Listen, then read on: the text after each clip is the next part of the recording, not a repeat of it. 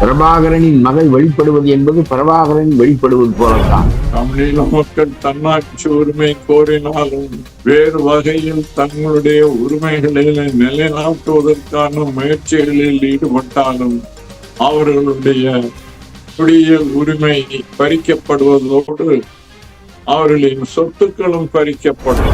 நாம் எத்தனைதான் 6வது திருத்தம் பற்றி எத்தனை பேசினாலும் மயிலிடம் இறகு போடு என்று சொல்வது போலத்தானே தவிர, இப்ப நான் கேட்கறது என்னன்னு சொன்னா, இனி வர எலெக்ஷன்கள்ல நீங்க எலெக்ஷன்ல நில்லுங்க, இந்த எலெக்ஷன்ல நிக்காட்டி கூட நிக்க வேணும். ஆனா எலெக்ஷன்ல வெண்டா பிறகு பதவி பிரமாணம் எடுக்கக்கூடாது. இது ஒரு தேவை என்று கருதித்தான் இதை இந்த மாணவர் கூட்டமைப்பினர் ஏற்பாடு செய்திருக்கிறார்கள். ஏனென்றால் மறந்து போன ஒரு சட்டமாக இந்த சட்டம் இன்று ஆகிவிட்டிருக்கிறது. இந்த மாதிரியான ஒரு முக்கியமான முன்னெடுப்புகளை முன்னெடுக்கிற பொழுது அவற்றை நேர்த்தியான திட்டமிடலுடன் செய்ய வேண்டும். துவாரகை அம்மையாரின் வருகையை பெரிதாக கருதியதற்கு காரணம் மீண்டும் ஒரு நம்பிக்கை தமிழ் மக்களிடம் ஏற்பட வேண்டும் என்பது. அத்தகைய நம்பிக்கை ஏற்படும் போது தமிழ்நாடு மீது நாங்கள் இலங்கையில் இருக்கிற அரசியல்வாதிகள், நாங்கள் இலங்கையில் இருக்கிற புத்திஜீவிகள் எல்லார்ட்டையும் நாங்க என்ன கேட்கிறோம்னு சொன்னா, நீங்கள் அங்க வந்து 6ஆம் திருத்த சட்டத்தை ஏற்றுக்கொள்ளக்கூடாதா? இந்தியாவால் நன்மை பெற்று, இந்தியாவால் உதவி பெற்று, இந்தியாவால் ஈழப்போரில் வென்று ஈழத்தை அழித்த ராஜபக்சே அன்பு தமிழ் நெஞ்சங்களே, உங்கள் அனைவருக்கும் அன்பான வணக்கம். கடந்த 11ஆம் தேதி தமிழகத்தில் இடம்பெற்ற ஈழத்தமிழ் இனத்தை அடக்குமுறைக்குள்ளாக்கும் இலங்கையின் 6ஆம் திருத்தச் சட்டமும் அச்சட்டத்தை நீக்க முன்னெடுக்க வேண்டிய நடவடிக்கைகளும் பன்னாட்டு இணையவழி கருத்தரங்கம் என்ற தலைப்பில் தமிழ்நாடு மாணவர் கூட்டமைப்பு ஒழுங்கு செய்திருந்த ஜூம் வழியிலான அந்த நிகழ்ச்சியில் கலந்து கொண்டிருந்தேன். குறிப்பாக ஊடகத்தினூடாக அந்த நிகழ்ச்சியில் இடம்பெறுகின்ற விடயங்களை பகிர்ந்து கொள்ள வேண்டும் என்பதே என்னுடைய ஆவலாக இணைந்து கொண்டிருந்தேன். அந்த நிகழ்ச்சியை முதலில் தொடக்கி வைத்திருந்தார் அந்த நிகழ்ச்சியின் ஒழுங்கமைப்பாளர், தமிழ்நாடு மாணவர் கூட்டமைப்பினுடைய தலைவர் பேராசிரியர் பாரிமைந்தன் அவர்கள். தமிழீழ விடுதலை போரில் இத்தனை ஆண்டு காலமாக தன்னுடைய இன்னுயிரை தியாகம் செய்த, முள்ளிவாய்க்கால் படுகொலைக்கு முன்பும் பின்புமாக தன்னுடைய தேக்குமர தேகங்களை தீக்கிரையாக்கிய தோழர்கள், குண்டு துளைத்து இறந்தவர்கள், ஏனைய தோழர்கள் உட்பட பெண்டு பிள்ளைகள், சிறு பிள்ளைகள் என பலரும் லட்சக்கணக்கான மக்களை இந்த இனம் படுகொலைக்கு ஆட்படுத்தி இருக்கிறது.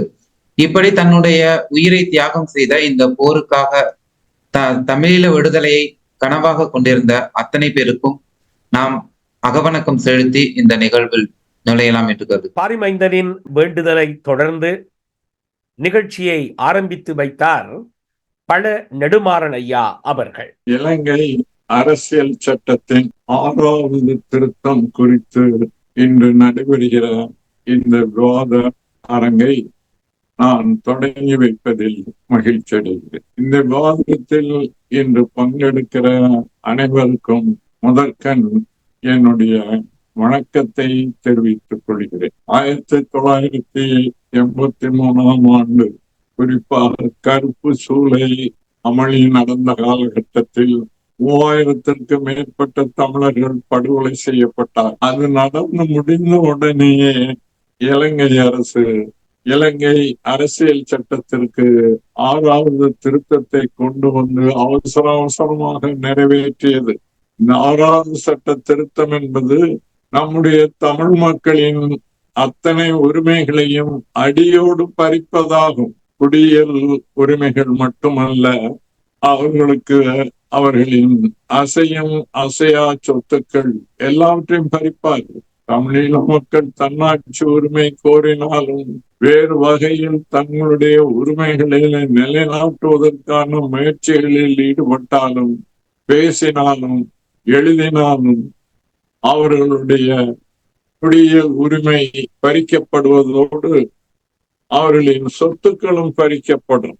அது மட்டுமல்ல, அரசாங்க ரீதியில் நடத்தப்படுகின்ற பொது தேர்வுகளில் பங்கெடுத்தல், அரசின் அனுமதி பெற்று வாணிபம் அல்லது தொழிலில் ஈடுபடுவதற்கு தடை, இப்படி மக்களின் உரிமைகள், தமிழ் மக்களின் உரிமைகள் பறிக்கப்படுவதோடு இலங்கை நாடாளுமன்றத்தில் அங்க வைக்கிற தமிழர்கள் இது குறித்து பேசினாலும் அவர்களின் நாடாளுமன்ற பதவிகள் பறிக்கப்படும். இத்தகைய ஒரு கொடுமையான திருத்தம் 1983 ஆண்டிலேயே சிங்கள அரசினால் கொண்டு வரப்பட்டு நிறைவேற்றப்பட்டிருக்கிறது. இது தலைக்கு மேல், நம்முடைய தமிழ் மக்களின் தலைக்கு மேல் தொங்குகிற கூர்வாளாக இன்றளவும் விளங்கி கொண்டிருக்கிறது. பழநெடுமாறன் ஐயா அவர்களுடைய உரையை தொடர்ந்து பலருடைய உரைகள் இடம்பெற்றன.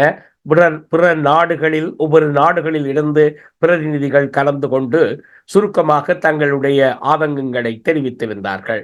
அந்த நிகழ்ச்சியில் கலந்து கொண்ட பழ கருப்பையா ஐயா அவர்கள்தான் அந்த நிகழ்ச்சியில் தமிழீழம், அதுவும் குறிப்பாக துவாரகா அவர்களுடைய வருகை சம்பந்தமான விடயத்தோடு தனது உரையை ஆரம்பித்திருந்தார்.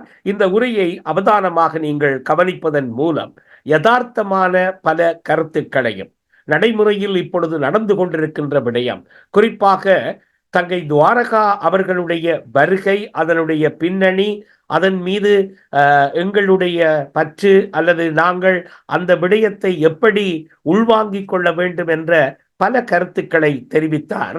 ஆனால் அவருடைய ஒரு எதிர்பார்ப்பையும் அவர் அந்த உரையிலே தெரிவித்திருந்தார். அது என்ன என்பதை இப்பொழுது அந்த உரையை கேளுங்கள். அந்த உரை முடிந்ததன் பின்னர் நான் அதை மீண்டும் உங்களுக்கு சுட்டி காட்டுகிறேன்.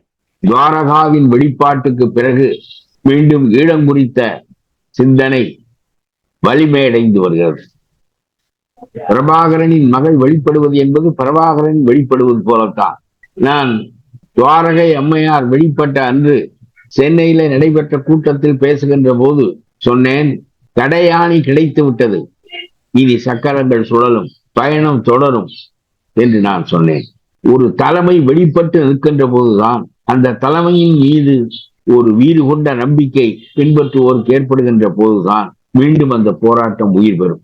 நாம் எத்தனைதான் 6வது திருத்தம் பற்றி எத்தனை பேசினாலும் மயிலிடம் இறகு போடு இறகு போடு என்று சொல்வது போலத்தானே தவிர, மயில் தானாக ஒருவன் கேட்கின்றானே, கெஞ்சுகின்றானே, இறைஞ்சுகின்றானே என்பதற்காக இறகு போடுவதில்லை என்பது போல சிங்கள அரசு தானாக முன்வந்து தவறான சட்டங்களை திருத்திக் கொள்ளுகின்ற அளவிற்கு அது அறிவுடைய அரசு இல்லை. அறிவுடைய அரசாக இருந்தால் இலகுவாக நடந்து கொண்டிருந்த ஒரு நாட்டை, ஒரு மக்களை தனிமைப்படுத்தி அதை ஒரு 20-30 ஆண்டு காலம் போர்க்களமாக ஆக்கி அவர்களும் துன்புற்று தமிழர்களையும் துன்புறுத்தி இத்தகைய நிலைக்கு ஆளாக்கியது அவர்களுடைய அறியாமைதான்.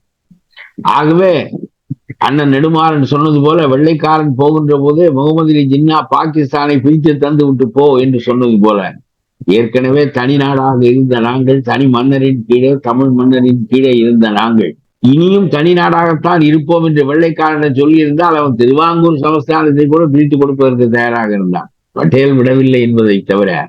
ஆகவே அன்றைக்கு ஹைதராபாத், திருவாங்கூர் எல்லாம் முண்டி பார்த்தது போல தமிழனும் முண்டி பார்த்திருந்தால் வெள்ளைக்காரன் நமக்கு என்ன என்று பிரித்து கொடுத்து விட்டு போயிருப்பான். சிங்களவன் நம்மை விட அறிவு கூர்மையிலோ அல்லது படை திறத்திலோ எதிலுமோ கூடியவன் இல்லை, எண்ணிக்கையில் தான் கூடியவனே தவிர அவன் நம்மை நோக்கி படையெடுத்து வந்தோ மற்ற இணைத்துக் கொள்கின்ற முயற்சியோ செய்திருக்க மாட்டான். ஆகவே ஈழம் தனியாகவே வாழ்ந்திருக்கு. அந்த நிலை ஏற்படவில்லை என்பது பழைய வரலாறு, அது ஒரு பக்கம் இருக்கட்டும். ஆனால் பொதுவாக நாம் ஜனநாயகத்தில் இந்த சட்டத்தை போடு, அந்த சட்டத்தை திருத்து என்றெல்லாம் சொல்வது என்பது இந்த போராட்டம் மீண்டும் நடக்க தொடங்கி விட்டது, மீண்டும் உயிர் பெற தொடங்கி விட்டது என்பதற்கான அடையாளமாக நாம் எல்லாம் இங்கே கூடி பேசுகிறோமே தவிர 6வது திட்டத்தை, 6வது சட்டத்தை நம்முடைய விக்ரம ரணசிங்கே மாற்றி அமைத்து விடுவார் என்ற நம்பிக்கையில் அல்ல. உலகம் முழுவதும் இருக்கின்ற தமிழர்களுக்கு மீண்டும் ஒரு குறிப்பிட்ட காலத்திற்கு பிறகு இந்த சிந்தனை வலுப்பெற வேண்டும் என்கின்ற அடிப்படையிலே தான். ஆகவேதான் நாம் இந்த பிரபாகரன் மகள் துவாரகை அம்மையாருடைய வருகையை பெரிதாக கருதியதற்கு காரணம் மீண்டும் ஒரு நம்பிக்கை தமிழ் மக்களிடம் ஏற்பட வேண்டும் என்பது. அத்தகைய நம்பிக்கை ஏற்படும் போது தமிழ்நாடு மீது கொண்டது. ஒரு காலகட்டத்தில் கன்னியாகுமரியிலிருந்து சென்னை வரை அந்த மக்கள் ஒரு முகமாக திரண்டிருந்தார்கள். ஆகவே தமிழ்நாடும் சேர்ந்து இருக்கின்ற போதுதான் இந்திய அரசு கீழே இறங்கி வருமே தவிர 7 கோடி மக்கள் அவர்கள் ஈழத்திற்கு ஆதரவாக இருக்கின்ற நிலையில் இந்தியா என்பது மாறுபட்ட நிலையை எடுக்க முடியாது என்கின்ற கட்டாயத்தை நாம் அவர்களுக்கு ஏற்படுத்த வேண்டும். ஆனால் இந்தியாவில் இந்திரா காந்தி எடுத்த நிலை சரியான நிலை. இராணுவ பயிற்சி கொடுத்து அந்த நாடு வங்கம் போல் மீண்டும் சிந்திக்கப்பட்டு தன்னுடைய உரிமையை பெற வேண்டும் என்று அவர் நினைத்தார். அவர் உயிரோடு வாழ்ந்திருந்தால் ஈழம் விடுதலையாகும். ஆனால் அதற்கு பிறகு அவருடைய மகன் ராஜீவ்காந்தியினுடைய காலத்தில் ஏற்பட்ட குழப்பங்கள், ஏறத்தாழ 30 ஆண்டு காலம் பிரபாகரன் ஈழத்தை தனி நாடாகவே வைத்திருந்தார். அறிவிக்கப்படாத இறையாண்மை, உலகத்திற்கு அறிவிக்கப்படாத இறையாண்மையுடைய நாடாக அன்டிக்ளேர்ட் சாவரின் என்ற நிலையில் பிரபாகரன் அதை வைத்திருந்தார். போலீஸ் இருந்தது, ராணுவம் இருந்தது, போலீஸ் இருந்தது, ராணுவம் இருந்தது, நீதிமன்றம் இருந்தது, வரி வசூல் நடந்தது, ஈழத்திற்கான காரியங்கள் எல்லாம் நடந்தன என்கின்ற அளவிற்கு ஒரு 30 ஆண்டுகள் அறிவிக்கப்படாத விடுதலை பெற்ற நாடாக அதை வைத்திருந்தார். கடைசியில் ஈழ 4ஆம் போர் அழிந்தது. தமிழ்நாட்டிலே சில பேர் செய்த துரோகம், இந்திய அரசாங்கத்தினுடைய ஆக்கப்பூர்வமான அறிவின்றி, இவற்றின் காரணமாக சிங்களவர்கள் மீண்டும் தலை தூக்கி ஈழம் ஒடுங்குகின்ற நிலைமை ஏற்பட்டால் எந்த விடுதலை போரும் விடுதலை அடைந்துதான் நிற்குமே தவிர அதற்கு இடையே அது எவ்வளவு காலம் எடுத்துக்கொண்டாலும் அது இடையிலே நிற்காது. ஆகவே நான் சொல்லுகிறேன், ஒரு காலகட்டத்தில் இந்திய அரசாங்கம் வரதராஜ பெருமாள் தலைமையிலே ஒரு பல்லில்லாத அரசாங்கத்தை, டூத்லெஸ் கவர்மெண்ட் ஏற்படுத்தி பிறகு இந்த வரதராஜ பெருமாளை பாதுகாப்பதே இந்தியாவுக்கு பெரிய வேலையாக இந்த கேவலங்கள் எல்லாம் இந்தியாவில் நடந்தன. இப்பொழுது இருக்கின்ற அரசு இவற்றையெல்லாம் கவனித்து இந்தியாவுக்குள், ஆனால் இந்தியா ஈழம் அமைவது என்பது ஈழத் தமிழர்களுக்கு மட்டும் நன்மையாக அமையாது, நன்மையாக அமைகின்ற ஒன்றில்லை. அது தமிழ்நாட்டு தமிழர்களுக்கும் கூட நன்மையானது, இந்தியாவுக்கும் கூட நன்மையானது. இந்தியாவில் ஆழமாக ராஜதந்திர உணர்வோடு சிந்திக்கக்கூடிய இப்பொழுது ஜெய்சங்கர் இருக்கிறார். செவச்செவன்று இருக்கின்ற அந்த ஏழக மந்திரியினுடைய தன்மை வேறு, ஆனால் அவர்கள் சிந்திப்பார்களே. ஆனால் நான் கேட்கிறேன், இந்த இந்தியா ஒரு நாள் அம்பன் தோட்டத்தை நோக்கி சீன கப்பல் வந்தது. இந்த ராஜபக்சே இந்தியாவையும் தன்னுடைய கட்டுக்குள் கொஞ்சம் நெருக்கி வைத்துக் கொண்டால்தான் நம்மை அடிமைப்படுத்த மாட்டார்கள் என்று எண்ணி அம்பன் தோட்டத்தை தூக்கி சீனாவிடம் கொடுத்தது ராஜபக்சே அரசு. இந்தியாவால் நன்மை பெற்று, இந்தியாவால் உதவி பெற்று, இந்தியாவால் ஈழப்போரில் வென்று ஈழத்தை அழித்த அந்த இந்தியா, அந்த ராஜபக்சே இந்தியா நம்மை நெருக்கக்கூடாது என்பதற்காக என்றைக்கு இருந்தாலும் தமிழர்கள் குரல் எழுப்புவார்கள், அந்த தமிழர்களும் சேர்ந்து ஒலிப்பார்கள். ஆகவே நெருக்கடி வரும் என்று கருதி அது சீனாவுக்கு இடமளித்தது. அண்மையில் கொஞ்ச காலத்துக்கு முன்பு சீன போர்க்கப்பல் நம் இலங்கையை நோக்கி வந்தது. இந்தியா பதறியது. உடனே அப்பொழுது நம்முடைய இந்தியாவின் தயவிலேதான் விக்ரமசிங்கே அந்த பஞ்சத்தை எதிர்கொள்ள வேண்டிய நிலையில் இருந்தார். பஞ்சம் என்றால் அப்படி ஒரு பஞ்சம் இலங்கையை ஆட்கொண்டது. இந்தியாவுக்கு உதவியது.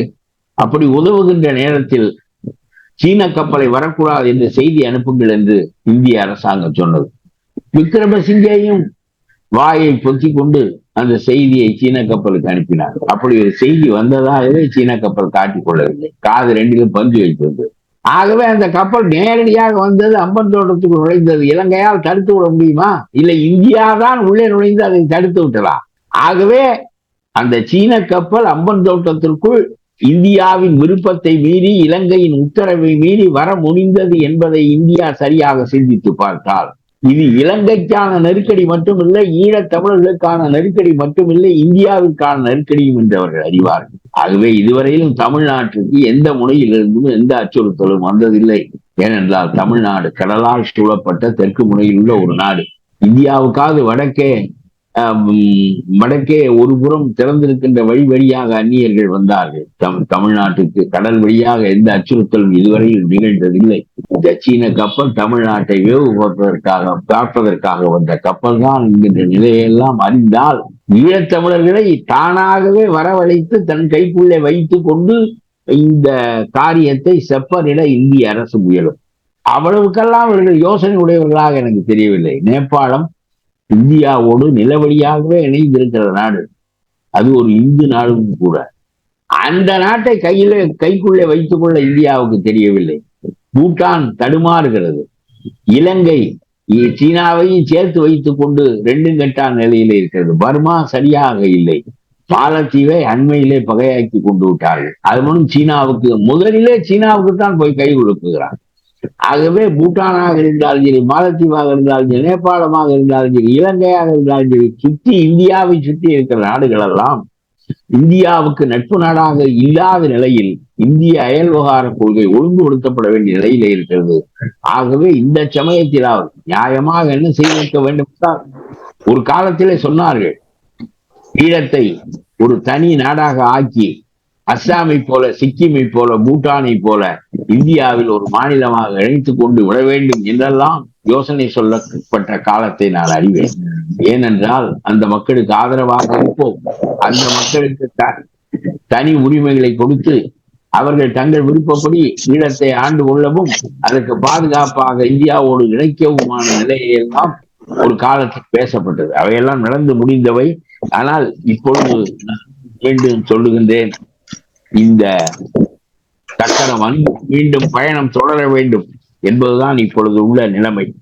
இந்த நிலையில் இந்தியா சரியாக சிந்தித்து சரியாக நிலைப்பாடை எடுக்க வேண்டும். 6வது சட்டத்தை கைவிட வேண்டும் என்று நாம் எத்தனை தடவை சொன்னாலும் கேட்க மாட்டார்கள். Democracy is a majoritarian rule. அது ஒரு நல்ல அமைப்பு இல்லை. பாரதி புரியாமல் சொல்லுவான், எல்லாரும் உள்நாட்டு மன்னர், நாம் எல்லாரும் உள்நாட்டு மன்னர், எல்லாருக்கும் ஒரு வாக்கு, எல்லாருக்கும் ஒரே உரிமை என்றெல்லாம் சொல்லுவான். All are not equal before law. Democracy is a majoritarian rule. It is a majoritarian autocracy. ஆகவே ஜனநாயகம் அதைத்தான் செய்யும். எண்ணிக்கை வலிமை உடையவர்கள் எண்ணிக்கை குறைந்தவர்களை எல்லாம் அடிமைப்படுத்த நினைப்பார்கள் என்பதுதான் உலக வரலாறு. ஆகவே நாம் நம்முடைய உரிமைகளை அதற்குரிய மனிதர்களோடு இணைந்து நின்று பெற வேண்டும் என்கின்ற கட்டாயத்தில் இருக்கின்றோம். ஆக நான் பிரபாகரன் மகள் துவாரகை அம்மையாருடைய வருகையை பெரிதும் பாராட்டுகின்றேன். அவர்கள் ஏதோ இன்றைக்கு பேசுவார்களா இல்லையா என்று தெரியாது. இருந்தாலும் உலகம் முழுவதும் உள்ள தமிழர்களுக்கு அந்த செய்தி சொல்லப்பட வேண்டும். ஈழம் விடுதலை அடைய வேண்டும் என்பது ஈழ மக்களின் தாகம் மட்டுமல்ல, தமிழ்நாட்டு மக்களின் தாகமும் கூட. நம்முடைய இனம் ஒரு பகுதியில சிதைந்து துன்புற்று தன்னுடைய உரிமையை இழந்து தன்னுடைய நிலத்தை இழந்து வாடுகிறது என்கின்ற போது இன்னொரு பகுதியில் இருக்கிற தமிழன் எங்கேயும் நீதியாக இருக்க முடியாது. ஆகவே நான் சொல்லுகின்றேன், இங்கே எல்லாம் ஈழத்தமிழர்கள் இருக்கிறார். இங்கே இருக்கிறவன் பெரிய நன்மை செய்வது போல அவனுக்கும் ஒரு குடியுரிமை கொடுக்க வேண்டும் என்று சொல்கிறான். அவனுடைய நிலத்தில் வாழ வேண்டும், அவனுடைய உரிமையோடு வாழ வேண்டும். அவன் எல்லாவற்றையும் விட்டு இங்கே சிறையிலே அடைந்து கிடப்பவனை போல திருச்சியிலும் மற்ற இடங்களிலும் கிடக்கிறார். கனடாவுக்கு போனவன், சுவிட்சர்லாந்துக்கு போனவன், ஜெர்மனிக்கு போனவன் எல்லாம் நன்றாக வாழ்ந்தான். இந்தியாவுக்கு தமிழனுடைய நாடு தமிழ்நாடு என்று பக்கத்திலே இருக்கிற 20-30 கிலோமீட்டர்ல இருக்கிற நாடு என்று இங்கு வந்தவர்கள் தான் ஏதோ ரேஷன் அரிசி வைத்துக் கொண்டு வாழ்ந்தால் போதும் என்று வாழ்வது ஒரு வாழ்க்கை இல்லை. ஆகவே மீண்டும் ஈழ விடுதலை மலர வேண்டும்.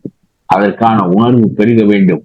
அந்த உணர்வு ஈழ தலைமையிடம் ஏற்பட்டு ஈழ மக்களிடம் ஊடுருவி நிற்குமானால் தமிழ்நாட்டு மக்களும், மலேசிய மக்களும், சிங்கப்பூர் மக்களும், உலகம் பூராவும் இருக்கிற தமிழ் மக்களும் அதன் பின்னாலே அணிவகுத்து நிற்பார்கள்.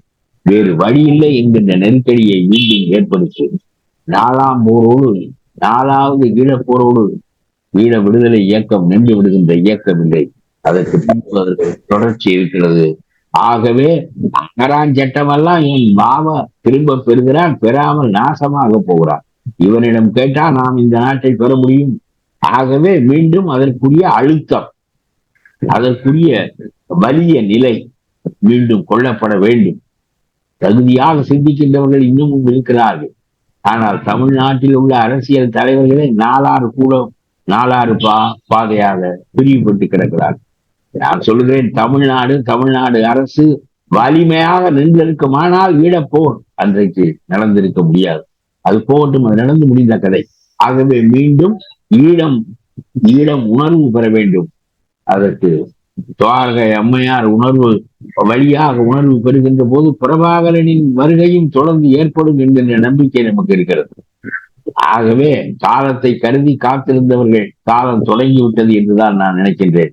அந்த உணர்வு உங்களிடம் ஏற்பட்டு உலகம் முழுவதும் கனடாவிலும், பிரான்சிலும், ஜெர்மனியிலும் இருக்கிற தமிழர்களிடம் ஏற்பட்டு இப்பொழுது நீங்கள் ரொம்ப வசதியாக இருக்கிறீர்கள். ஒரு பெரும் போரை நடத்தவும், ஒரு பெரும் திரளாக மக்களை திரட்டவுமான வலிமையும் வசதியும் இன்றைக்கு உங்களுக்கு வந்திருக்கிறது. ஆகவே அந்த காரியத்தில் இறங்க வேண்டிய கட்டாயம் வந்திருக்கிறது. நீங்கள் முன்னால் நடப்பதற்கு தயாரானால் உங்களுக்காக நடப்பதற்கு தமிழ்நாடு தயாரா, உலகம் முழுவதும் இருக்கிற தமிழர்கள் தயாராவார்கள். ஒரு 10 கோடி மக்களை எல்லாம் ஒதுக்கி வைத்து விட்டு உலகம் ஒன்றும் அவ்வளவு சிறப்பாக தன்னோக்கில் நடந்து விட முடியாது. இந்தியாவுக்கு அத்தகைய நெருக்கடியை நாம் உண்டாக்க வேண்டும் என்று சொன்னால் இது மீண்டும் பயணத்தை தொடங்க வேண்டும். அம்மையார் வெளிவந்து பேச வேண்டும், எது திட்டங்கள் என்று சொல்ல வேண்டும். மீண்டும் பழைய உணர்வு பெருக வேண்டும்.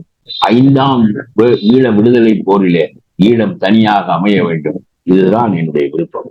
ஆம், அவர் குறிப்பிட்டது. ஆக நான் பிரபாகரன் மகள் துவாரகை அம்மையாருடைய வருகையை பெரிதும் பாராட்டுகின்றேன். அவர்கள் ஏதோ இன்றைக்கு பேசுவார்களா இல்லையா என்று தெரியாது. இந்த விடயத்தை தான் நான் அவதானித்துக் கொண்டேன். அவரிடம் ஒரு எதிர்பார்ப்பு இருந்தது. அதை நிச்சயமாக துவாரகா அவர்கள் நிறைவேற்றி இருக்கலாமோ என்ற ஒரு ஆதங்கம், அங்கலாய்ப்பு என் மனதிலும் இருந்தது. அதற்கு பல காரணங்கள் இருக்கலாம். அவர் இந்த நிகழ்ச்சியில் ஒரு உரையையாவது அவரும் தன்னுடைய பங்களிப்பை வழங்கி இருக்கலாம்.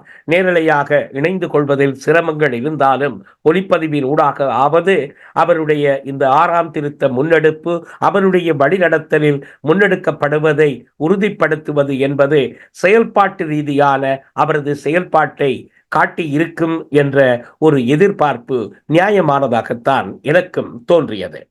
இந்த இடத்தில் அங்கே பேசிய லண்டன் மாநகரம் ஒன்றில் கவுன்சிலராக இருக்கும் தம்பி முரளி அவர்கள் ஒரு முக்கியமான கருத்தை, இந்த கருத்தை கேட்கிற அளவுக்கு ஸ்ரீதரன் அவர்கள் இருந்தார்களா என்பது அவதானிக்க முடியவில்லை. ஆனாலும் இவர் தெரிவித்த கருத்து, இலங்கை பாராளுமன்ற உறுப்பினர்களை சர்வதேச ரீதியாக இப்படியான போராட்டங்களில் ஒடுக்கப்பட்ட இனங்கள் அல்லது உரிமை கோருகின்ற இனங்கள் என்று உதாரணத்தோடு ஒரு செயல்பாட்டு வடிவத்தை இப்படி நாங்கள் ஏன் செய்யக்கூடாது என்ற ஒரு முன்னெடுப்பை தம்பி முரளி அவர்கள் தெளிவாக அங்கே விளக்கியிருந்தார். இப்ப நீங்க 6ஆம் திருத்த சட்டத்தை நீக்க வேண்டும் நாங்க போராட்டம் நடத்தி கொண்டிருக்கிறோம். அப்ப உலக நாடுகள்ல எல்லா நாடுகள்லயும் நாங்கள் அதுக்கான போராட்டங்களை செய்ய வேண்டும் சொல்லி கேட்கிறாங்க. ஓகே, அது நல்லா எல்லாம் கேட்கலாம். ஆனா இலங்கையில என்ன நடந்து கொண்டிருக்கின்றத நாங்க முதல் பார்க்கணும். இலங்கையில ஒவ்வொரு தேர்தலும் நடக்குது. ஒவ்வொரு தேர்தல் நடக்கையும் அங்க இலங்கையில இருக்கிற அரசியல் கட்சிகள் என்ன சொல்லினோம், எங்களுக்கு தீர்வை கொண்டாரம், அவரோட கட்சி தீர்வை கொண்டாரம், இவரோட கட்சி தீர்வை கொண்டாரம்னு சொல்லினோம். ஆனா 6ஆம் திருத்த சட்டம் இலங்கையில அரசியலமைப்புல இருக்கிற வரைக்கும் எந்த தீர்வுமே சாத்தியம் இல்லை. நீங்க தீர்வை கொண்டு வரேன் ஒவ்வொரு முறையும் எலெக்ஷன்ல நின்று போறீங்களே தவிர 6ஆம் திருத்த சட்டம் இருக்கிற வரைக்கும் ஒரு தீர்வும் முடியாது. மேக்சிமம் உங்களுக்கு வரக்கூடியது 13ஆம் திருத்த சட்டம். 13ஆம் திருத்த சட்டம் ஏற்கனவே தமிழ் மக்களால நிராகரிக்கப்பட்டது. அதை ஏற்றுக்கொள்ளல. நாங்க அதுக்காகத்தான் எவ்வளவு உயிர்களை கொடுத்து போராடினோம். அப்ப 13ஆம் திருத்த சட்டத்தை எங்களால ஏற்றுக்கொள்ள முடியாது. அப்ப அதுக்கு அங்கால போறதுன்னா 6ஆம் திருத்த சட்டத்தை நீக்க வேணும். இப்ப இதுல இருக்கிற ஒரு சிக்கல் என்னன்னு சொன்னா, ஒவ்வொருத்தரும் எலெக்ஷன்ல வெண்டு போய் 6ஆம் திருத்த சட்டத்துக்கு சார்பாக பதவி பிரமாணம் எடுக்கிறாங்க.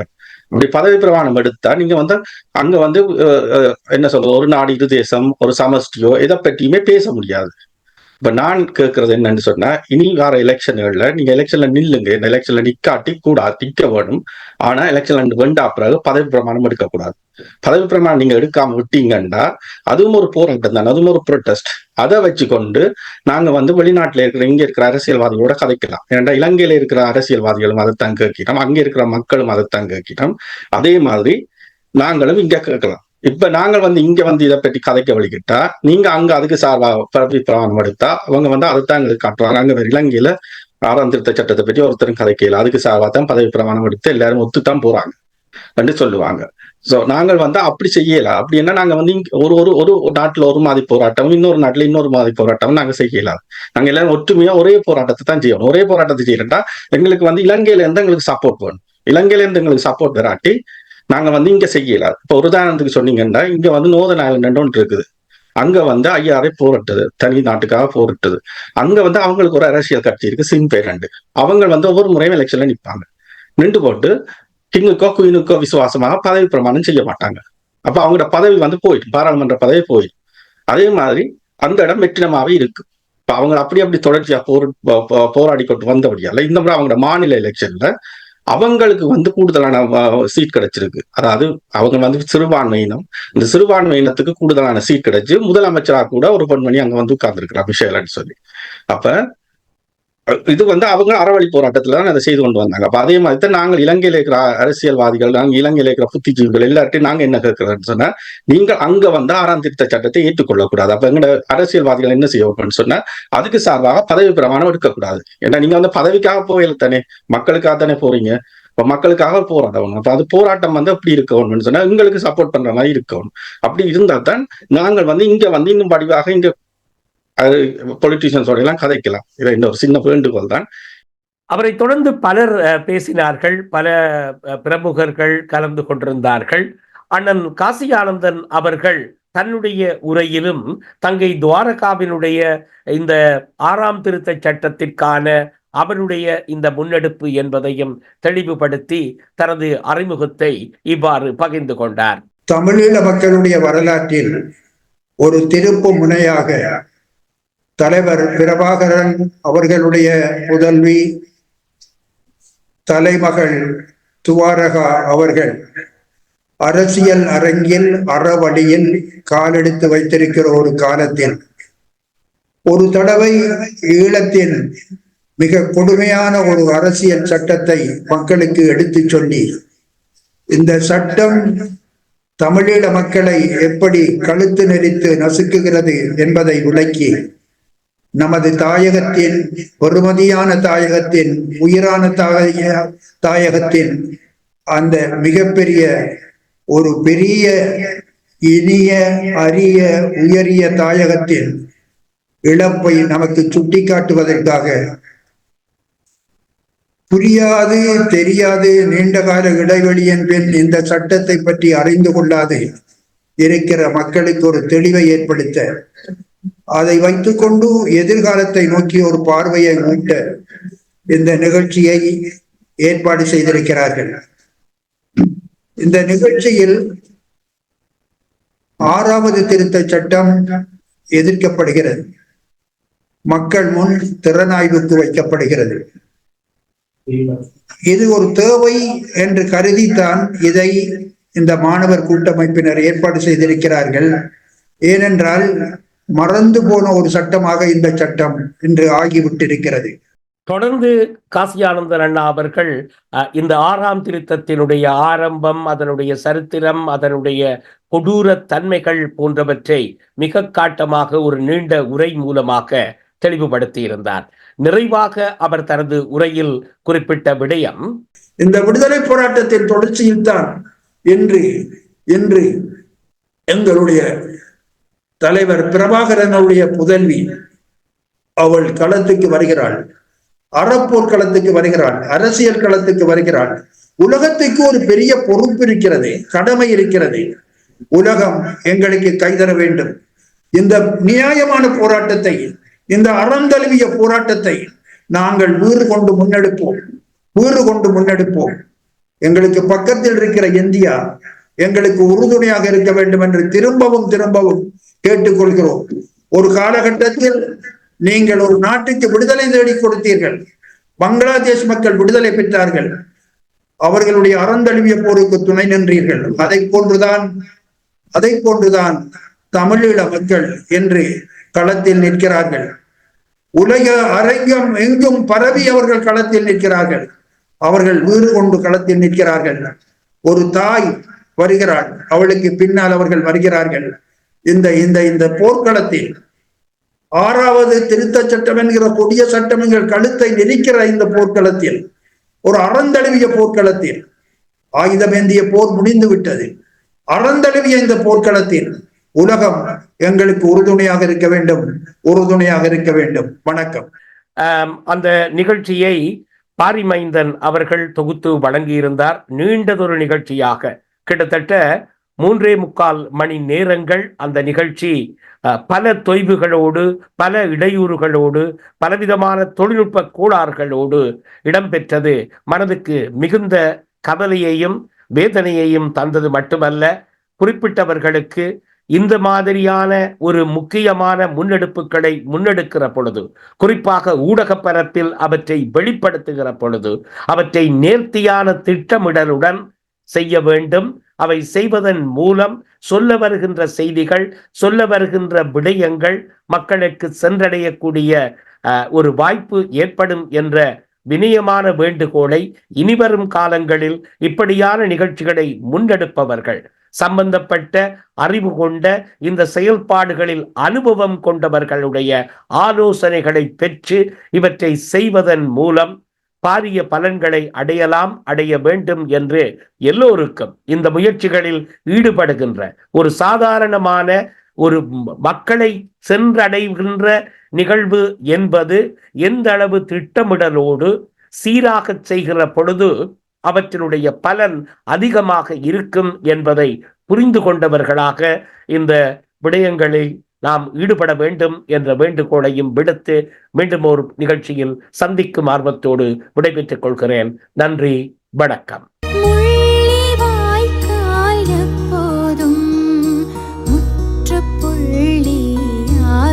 உலகத் தமிழர் ஒருங்கிணைப்பு குழுவின் ஏற்பாட்டில் தேசத்தின் புதல்வி செல்வி துவாரகா பிரபாகரன் அவர்களின் வழிநடத்தலில் எழுச்சியும் எழுகையும் சூரிச் கேசட் கிருஷ்ணன் பார்க் மண்டபத்தில் மே மாதம் 18ஆம் தேதி சனிக்கிழமை பிற்பகல் 2:30 மணிக்கு எழுச்சியும் எழுகையும் அனைவரும் திரண்டு வாரீர்.